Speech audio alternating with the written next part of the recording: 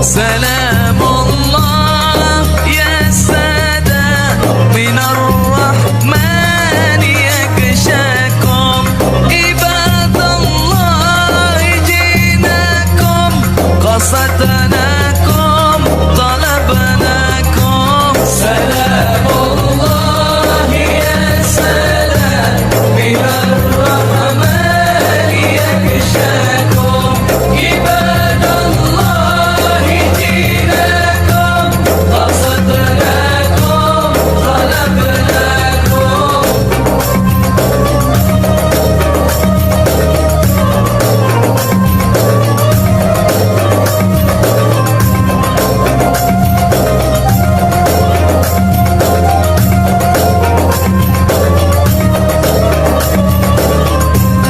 تعينونا طغي. Ada ruginya kamu klik tombol subscribe sambil menonton. Yahoo!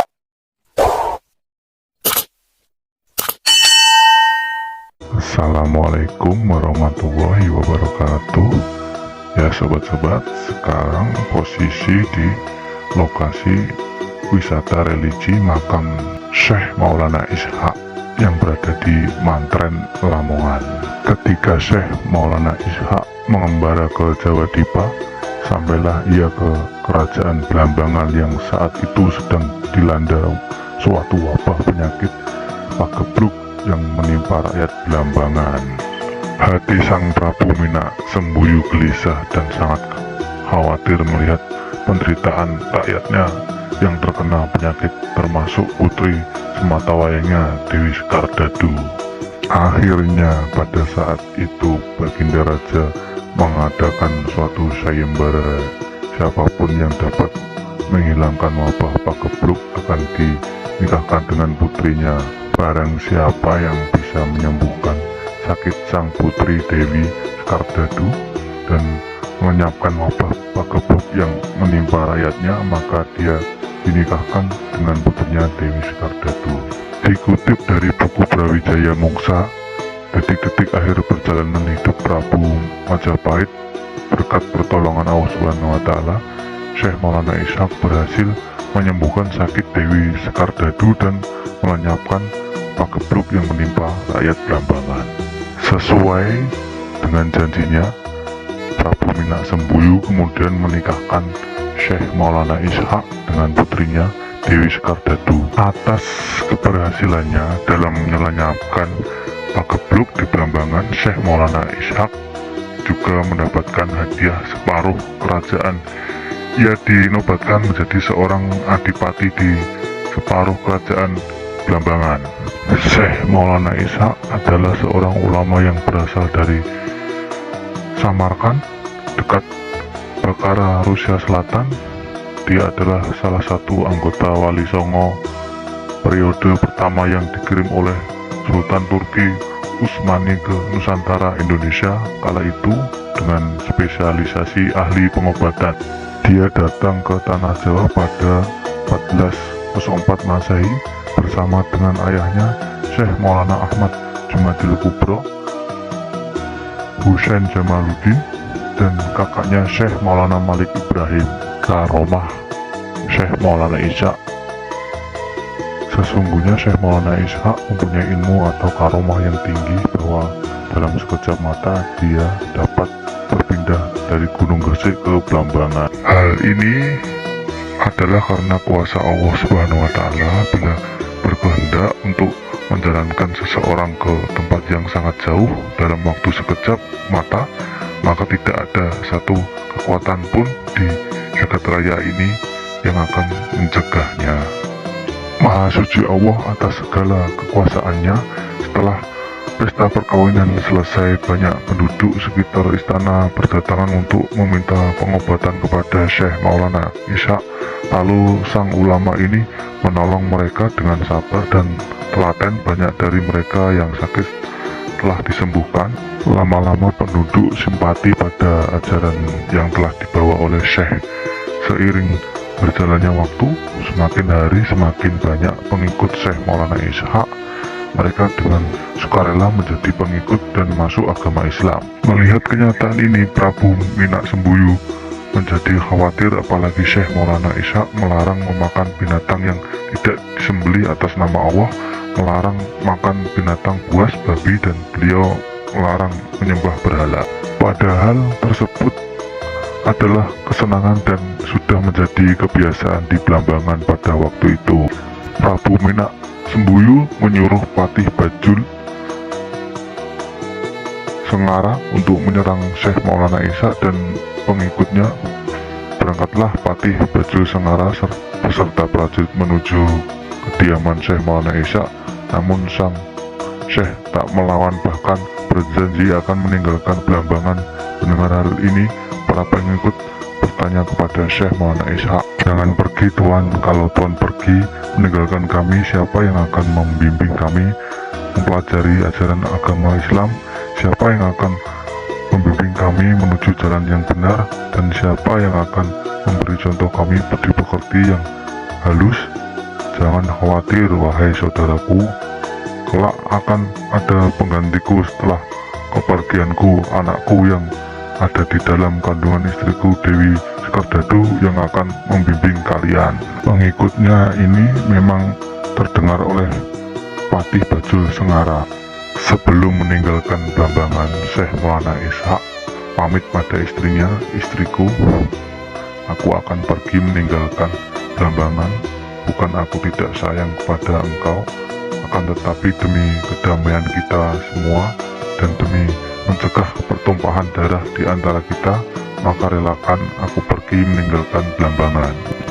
Dewi Sekardadu melepas kepergian suaminya dengan menangis dan cucuran air mata yang membasahi pipinya. Beberapa bulan setelah kepergian suaminya, Dewi Sekardadu melahirkan seorang anak laki-laki yang sehat.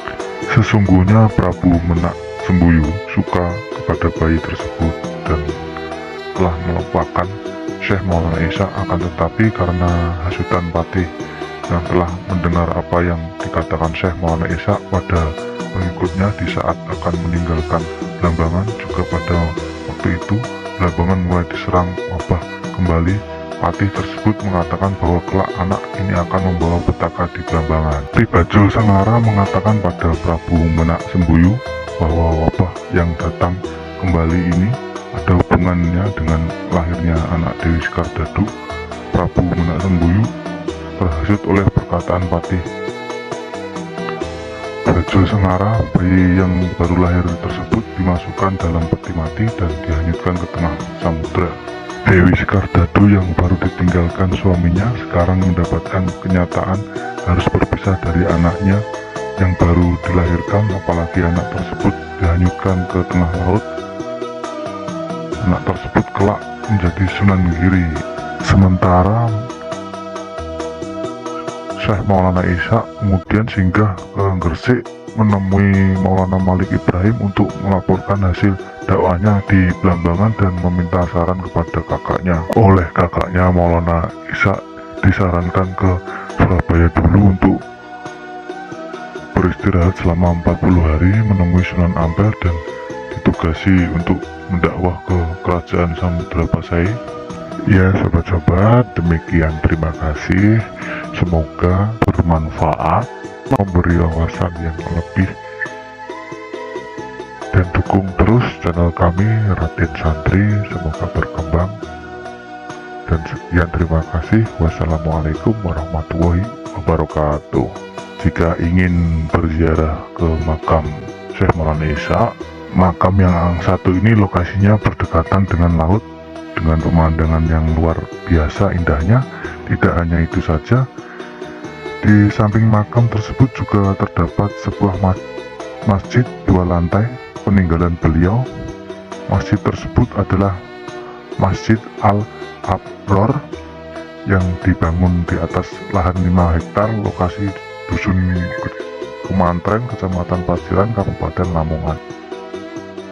يا الله يا سبحاني جد لنا بالنوراني بالوالي وبالرباني شيخ عبد القادر جيلاني.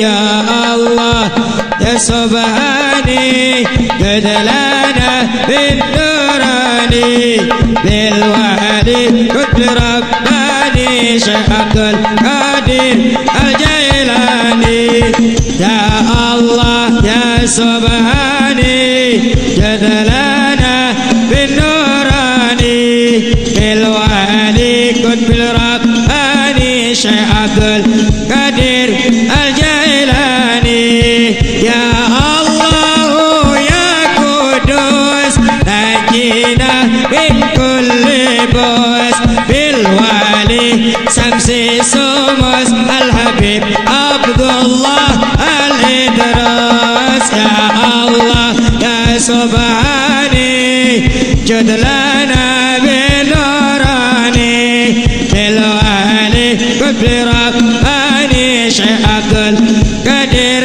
الجيلاني يا الله يا رحمن قديم الإحسان بالوالي قطب الإرفان الحبيب علي شكران يا الله يا سبحاني جد لنا بالنوراني بالوالي قطب رباني شيخ عبد القادر الجيلاني يا الله يا ستار جد لنا بالمختار بالوالي قطب الأخيار الحبيب عمر المختار يا الله يا سبحاني جد أنا بالنوراني بالوالي قطب رباني شيخ عبد القادر